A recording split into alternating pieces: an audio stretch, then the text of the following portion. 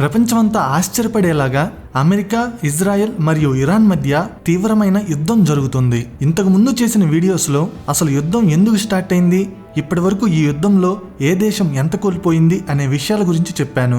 ఈ వీడియోలో అసలు అమెరికా మాస్టర్ ప్లాన్ ఏంటి, ఇజ్రాయెల్ స్ట్రాటజీ ఏంటి, తమ సుప్రీం లీడర్ చనిపోయిన తర్వాత కూడా అందరూ ఆశ్చర్యపోయేలాగా ఇరాన్ ఎలాంటి మైండ్ బ్లోయింగ్ స్ట్రాటజీని వాడుతుంది, ఎవరి మిస్కాలిక్యులేషన్స్ ఏంటో ఈ వీడియోలో డీటెయిల్డ్గా ప్యూర్ వార్ స్ట్రాటజీ అనాలిసిస్ ని ఎక్స్ప్లెయిన్ చేస్తాను. ముందు మనం అమెరికా మరియు ఇజ్రాయెల్ యొక్క ఆబ్జెక్టివ్స్ ఏంటి, వాళ్ళ వార్ స్ట్రాటజీ ఏంటో తెలుసుకుందాం. అసలు డొనాల్డ్ ట్రంప్ కి, ఇజ్రాయెల్ కి ఇరాన్ నుంచి ఏం కావాలి? వాళ్ళ మెయిన్ ఆబ్జెక్టివ్ ఒక్కటే, రెజిమ్ చేంజ్, అంటే ప్రభుత్వాన్ని కూల్చేయడం మరియు ఇరాన్ యొక్క థ్రెట్స్ ని పూర్తిగా నాశనం చేయడం. డొనాల్డ్ ట్రంప్ ఓపెన్ గా ఏం చెప్పారంటే, ఇరాన్ దగ్గర ఉన్న న్యూక్లియర్ వెపన్స్ ని ఆపటం, వాళ్ళ మిజైల్ ప్రోగ్రామ్ ని నేలమట్టం చేయడం, ఇరాన్ నేవీని పూర్తిగా నాశనం చేయడం తమ లక్ష్యం అని చెప్పారు.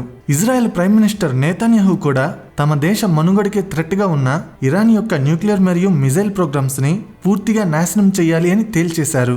ఈ లక్ష్యం చేరుకోవడానికి అమెరికా మరియు ఇజ్రాయెల్ తీసుకున్న స్ట్రాటజీ పేరు మల్టీ డొమైన్ ఆపరేషన్స్, MDO. అంటే గాలిలో, నీటిలో, నేల మీద, సైబర్ మరియు స్పేస్, ఇలా అన్ని దిక్కుల నుంచి ఒకేసారి అటాక్ చేయడం.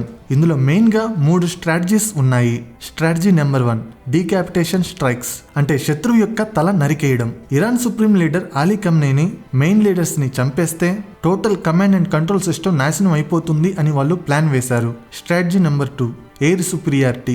ఇరాన్ దగ్గర ఉన్న ఎయిర్ డిఫెన్స్ సిస్టమ్స్ ని, మిజైల్ లాంచర్స్ ని ముందే పేల్చేయడం. వాటిని గాని పేల్చేస్తే ఇరాన్ కి తిరిగి దాడి చేసే శక్తి పోతుంది అని. Strategy number 3, internal uprising. Iran ప్రజల్ని తమ ప్రభుత్వానికి వ్యతిరేకంగా తిరుగుబాటు చేసేలా ఎంకరేజ్ చేయడం. అమెరికా మరియు ఇజ్రాయెల్ ఏమనుకున్నారంటే, జనవరి 2026లో వెనిజులా దేశం మీద అమెరికా అటాక్ చేసి ప్రెసిడెంట్ మదురోని క్యాప్చర్ చేసిన కొన్ని రోజులకే ఆ దేశం ఎలా అయితే సరెండర్ అయిపోయిందో, ఇరాన్ కూడా అలాగే వెంటనే సరెండర్ అయిపోతుంది అని అనుకున్నాయి. జస్ట్ 7 నుంచి 10 రోజుల్లో ఈ యుద్ధం అయిపోతుంది అని వాళ్ళ ప్లాన్. కానీ ఇక్కడే అసలు ట్విస్ట్ ఉంది. అమెరికా అనుకున్నది ఒకటి, అక్కడ జరిగింది ఇంకొకటి. సుప్రీం లీడర్ చనిపోయినా, టాప్ మిలిటరీ అఫీషియల్స్ మట్టిలో కలిసిపోయినా కూడా ఇరాన్ సరెండర్ అవ్వలేదు. తిరిగి 1200 మిజైల్స్ మరియు డ్రోన్స్ తో అమెరికా బేసెస్ మీద, ఇజ్రాయెల్ మీద భయంకరమైన దాడి చేసింది. అసలు లీడర్ లేకుండా ఇరాన్ ఇంత పెద్ద దాడి ఎలా చేయగలిగింది? ఇక్కడ మనం ఇరాన్ యొక్క మైండ్ బ్లోయింగ్ వార్ స్ట్రాటజీస్ గురించి మాట్లాడుకోవాలి. ఇరాన్ తీసుకున్న స్ట్రాటజీస్ చూస్తే ప్రపంచ మిలిటరీ ఎక్స్పర్ట్స్ కూడా మతిపోతుంది.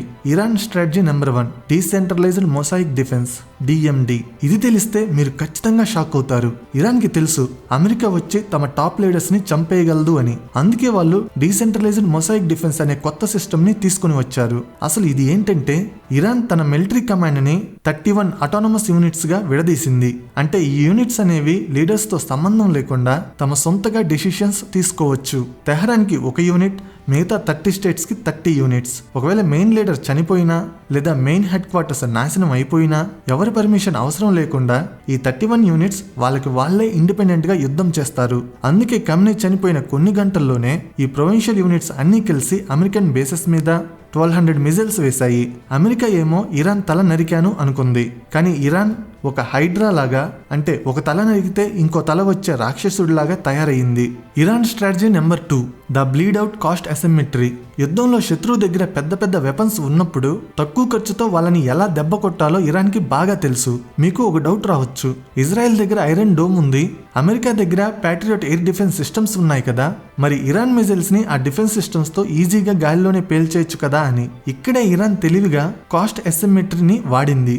ఇరాన్ పంపిస్తున్న Shahed 136 kamikaze drones cost just $20,000 నుంచి $50,000 మాత్రమే ఉంటుంది. కానీ ఆ డ్రోన్ ని గాలిలో పేల్చాలంటే అమెరికా వాడే ప్యాట్రియాట్ మిజైల్ కాస్ట్ $2 నుంచి $4 మిలియన్ ఉంటుంది. అలాగే ఇజ్రాయెల్ వాడే ఐరన్ డోమ్ మిజైల్ కాస్ట్ $50,000 నుంచి $1,00,000 ఉంటుంది. అంటే రేషియో చూసుకుంటే 1:100 ఉంటుంది.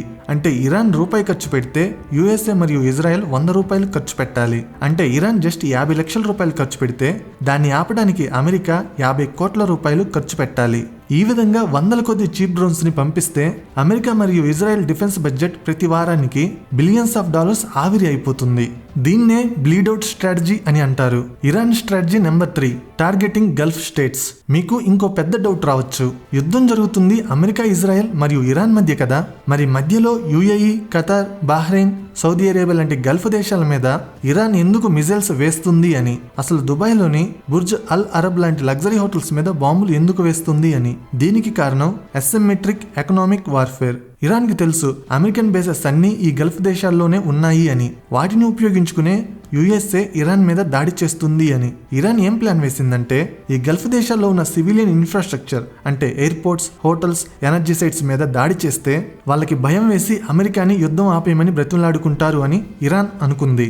ముఖ్యంగా హోటల్స్ మీద దాడి చేస్తే ఈ గల్ఫ్ దేశాల మెయిన్ ఇన్కమ్ అయిన టూరిజం నాశనం అయిపోతుంది, ఫారిన్ ఇన్వెస్ట్మెంట్స్ రావు అని ఇరాన్ ప్లాన్. దీన్నే ఫ్రాట్రిసైడ్ బిఫోర్ సూసైడ్ స్ట్రాటజీ అని అంటారు. అంటే తాను చనిపోయే ముందు ఇతరులను కూడా చంపేసే ప్లాన్ అని అర్థం. అసలు ఈ యుద్ధంలో అమెరికా మరియు ఇజ్రాయెల్ చాలా పెద్ద మిస్కాల్కులేషన్స్ చేశాయి. మిస్కాల్కులేషన్ నెంబర్ 1, అమెరికా ఏమనుకుందంటే ఇరాన్ తమ లీడర్ చనిపోగానే వెనిజువెలా లాగా సరెండర్ అయిపోతుంది అని. కానీ ఇరాన్ యొక్క డీసెంట్రలైజ్డ్ మొసాయిక్ డిఫెన్స్ డిఎండిని వాళ్ళు అండర్ ఎస్టిమేట్ చేశారు. దానివల్ల యుద్ధం జస్ట్ 7 రోజుల్లో అయిపోయేది కాస్త ఇప్పుడు దీర్ఘకాలిక యుద్ధం లాగా మారిపోయింది. ఇక యుద్ధం ఎప్పుడు అయిపోతుందో అనే అంచనా వేయలేని సిచ్యువేషన్ వచ్చింది. మిస్కాల్కులేషన్ నెంబర్ 2, ఈ యుద్ధంలో అమెరికా కొత్తగా ఫ్రెండ్లీ ఫైర్ ప్రాబ్లమ్స్ ఫేస్ చేస్తుంది. మార్చి 2 రోజున Kuwait air defences by mistake లో 3 F-15 ఈజెట్స్ ని పేల్చేశాయి. ఆకాశం అంతా డ్రోన్స్ మిజైల్స్ తో నిండిపోవడం వల్ల కమ్యూనికేషన్ జామ్ అయిపోయి ఎవరు శత్రువో ఎవరు మిత్రుడో తెలియకుండా తమ వాళ్ళని తామే పేల్చుకునే పరిస్థితి వచ్చింది. ఇప్పుడు ప్రపంచానికి తెలిసింది ఏంటంటే ఇది వెనిజువెలా లాంటి చిన్న ఆపరేషన్ కాదు. ఇరాన్ దగ్గర 3000కి పైగా బలిస్టిక్ మిజైల్స్ ఉన్నాయి, అండర్ గ్రౌండ్ ఫెసిలిటీస్ ఉన్నాయి. ఇది ఒక బెదిరించలేని కోట లాంటిది. 40 సంవత్సరాల నుంచి ఇరాన్ ఇలాంటి ఒక సిచ్యువేషన్ కోసం ఆయుధాలని సిద్ధం చేసి అండర్ గ్రౌండ్ లో పెట్టుకుంది. ఇప్పుడు ఇరాన్ తమ మనుగడకే ప్రమాదం వచ్చింది అని అనుకుని సర్వైవల్ కోసం తమ సాయశక్తులా ప్రయత్నిస్తున్నారు. మీకు ఇక్కడ ఒక డౌట్ రావచ్చు, అమెరికా మరియు ఇజ్రాయెల్ వచ్చి ఇరాన్ ని ఇంత ఘోరంగా పేల్చేస్తుంటే ఇరాన్ కి ది బెస్ట్ ఫ్రెండ్స్ అయిన రష్యా మరియు చైనా దేశాలు ఎందుకు సైలెంట్ గా ఉన్నాయి అని. ఈ యుద్ధంలో ఇరాన్ కి హెల్ప్ చేయడానికి ఆ దేశాలు ఎందుకు తలదూర్చడం లేదు అని. దీనికి తీవ్రమైన జియో పొలిటికల్ రీజన్స్ ఉన్నాయి. Reason number 1, Russia's vulnerability. Iran కి రష్యా కేవలం మాటల వరకు మాత్రమే సపోర్ట్ ఇస్తుంది తప్ప మిలిటరీని పంపడం లేదు. యుఎన్ సెక్యూరిటీ కౌన్సిల్లో అమెరికాని తిట్టడం తప్ప రష్యా ఏమీ చేయడం లేదు. ఎందుకంటే రష్యా ఆల్రెడీ యుక్రెయిన్ యుద్ధంలో పూర్తిగా ఇరుక్కుపోయి ఉంది. వాళ్ళ దగ్గర వెపన్స్ అయిపోయాయి. శాంక్షన్స్ వల్ల ఎకనామీ వీక్ గా ఉంది. ఇంకొకటి ఏంటంటే ఒకవేళ ఇరాన్ కి సపోర్ట్ ఇస్తే నాటో దేశాలు డైరెక్ట్ గా యుద్ధంలోకి వస్తాయని రష్యాకి తీవ్రమైన భయం ఉంది. అందుకే రష్యా ఇరాన్ ని ఒక స్ట్రాటజిక్ బఫర్ లాగా అంటే అమెరికాని డైవర్ట్ చేసే ఒక ఆయుధం లాగా వాడుకుంటుంది తప్ప డైరెక్ట్ గా యుద్ధంలోకి రావడం లేదు. Reason number 2, China's economic focus. China main focus అంతా ఎప్పుడు కూడా బిజినెస్ మీదే ఉంటుంది. ఇరాన్ నుంచి ఎప్పటి నుంచో చైనా ఆయిల్ కొంటుంది, కానీ ఇరాన్ కి అవసరం వచ్చినప్పుడు మిలిటరీ వెపన్స్ ని ఇవ్వడం లేదు. ఎందుకంటే చైనాకి అమెరికా మరియు గల్ఫ్ దేశాలతో బిలియన్స్ ఆఫ్ డాలర్స్ ట్రేడ్ ఉంది.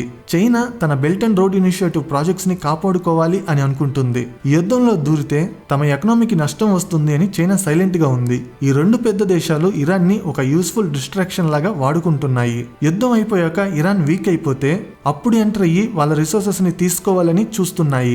మరి ఈ యుద్ధంలో యూకే మరియు యూరోప్ ఎందుకు ఇన్వాల్వ్ అవ్వడం లేదు అంటే అమెరికా ఏ యుద్ధానికి వెళ్ళినా కూడా ఎప్పుడు యూకే మరియు యూరోప్ దేశాలు దాని వెనకే వెళ్తాయి. కానీ ఈసారి వాళ్ళు అమెరికాకి గట్టిగా నో చెప్పారు. యుక్రెయిన్ యుద్ధానికి హెల్ప్ చేసి యూరోప్ దేశాలు అలసిపోయి ఉన్నాయి. యూకేలో చూస్తే 70% ప్రజలు ఈ యుద్ధాన్ని తీవ్రంగా వ్యతిరేకిస్తున్నారు. అందుకే యూకే కేవలం శాటిలైట్ ఇన్ఫర్మేషన్ ఇస్తుంది తప్ప ఒక్క సైనికుని కూడా పంపించలేదు. యూరోప్ దేశాలకి ఇంకో పెద్ద భయం ఏంటంటే ఈ యుద్ధం పెద్దదైతే ఇరాన్ నుంచి లక్షల మంది శరణార్థులు తమ దేశాలకి వస్తారని, తమ ఎకానమీ నాశనం అవుతుందని భయపడుతున్నాయి. ఇక్కడ ఇంకొక విషయం గురించి ముఖ్యంగా చెప్పుకోవాలి. అదేంటంటే ఫ్లాష్ బ్యాక్స్ ఆఫ్ ఫెయిల్యూర్ అంటే అమెరికా చేసిన పాత తప్పులు. యుద్ధం చూస్తుంటే మిలిటరీ ఎక్స్పర్ట్స్ కి అమెరికా పాస్ట్ లో చేసిన 4 పెద్ద తప్పులు గుర్తొస్తున్నాయి. గతంలో అమెరికా చేసిన తప్పులే ఇప్పుడు ఇరాన్ లో రిపీట్ అవుతున్నాయి. Lesson number 1, Vietnam war. వియత్నాంలో అమెరికా ఇంతకంటే పెద్ద మిలిటరీతో వెళ్ళింది, కానీ ఆ యుద్ధంలో 58,000 మంది అమెరికన్ సైనికులు చనిపోయారు. అప్పట్లో వియత్నాం దేశం అనేది నార్త్ వియత్నాం అని సౌత్ వియత్నాం అని 2 విడివిడిగా ఉండేవి. కానీ నార్త్ వియత్నాం దేశం సౌత్ వియత్నాం ని ఆక్రమించుకోవడానికి యుద్ధం స్టార్ట్ చేసింది. 1950s లో అమెరికా సౌత్ వియత్నాం కి సపోర్ట్ గా నార్త్ వియత్నాంకి వ్యతిరేకంగా తన మిలిటరీని దింపింది. కానీ ఆ యుద్ధంలో అమెరికా సపోర్ట్ చేసిన సౌత్ వియత్నాం ఓడిపోయింది. అమెరికా అక్కడి నుంచి వెళ్లిపోవాల్సి వచ్చింది. 20 సంవత్సరాల పాటు జరిగిన ఈ యుద్ధంలో అమెరికా ఓడిపోయింది. అక్కడ కూడా త్వరగా యుద్ధం చేసి గెలవచ్చు అని అనుకుంది. కానీ యుద్ధం 20 సంవత్సరాల పాటు కొనసాగింది. ఆ యుద్ధంలో తక్కువ ఖర్చుతో శత్రువులు కొట్టడం వల్ల అమెరికా ఓడిపోయింది. ఇప్పుడు ఇరాన్ కూడా చీప్ డ్రోన్స్ తో అమెరికా యొక్క బిలియన్స్ ఆఫ్ డాలర్స్ ని నాశనం చేస్తుంది. Lesson number 2, Afghanistan. అక్కడ తాలిబాన్ని తోసేసి కొత్త ప్రభుత్వాన్ని పెట్టాలి అనుకున్నారు. $2 ట్రిలియన్ ఖర్చు పెట్టారు.